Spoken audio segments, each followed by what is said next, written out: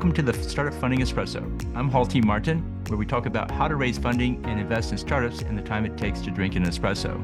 If you have a question about startup funding or investing, please go to the website, startupfundingespresso.com, and type in your question into the chat bot in the lower right corner to receive an answer.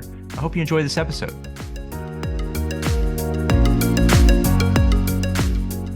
Hello, this is Hall T. Martin with the Startup Funding Espresso, your daily shot of startup funding and investing. Traditional businesses provide a product or service and earn profit from the sales. These businesses are in manufacturing, distribution, retailing, and other. Blockchain uses a different business model due to the decentralized nature of the network. Here are the key business models. Blockchain as a service provides a blockchain for others to use to further their community goals. Ethereum is an example of a blockchain as a service which provides the network and infrastructure for running applications. Tokens as a utility. This business model uses tokens to provide utility to the user. An example is a network using tokens to provide fund transfers. Blockchain-based tools. This business model uses blockchain to provide a specific service. An example is a blockchain-based system that tracks real estate ownership. Blockchain as storage. This business model uses blockchain for storing information and data.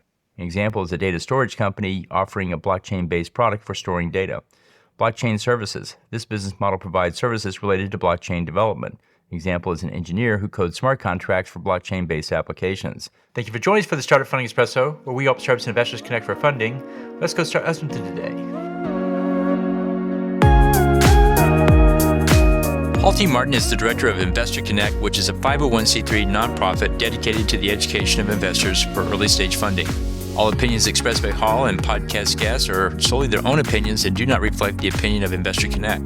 This podcast is for informational purposes only and should not be relied upon as a basis for investment decisions.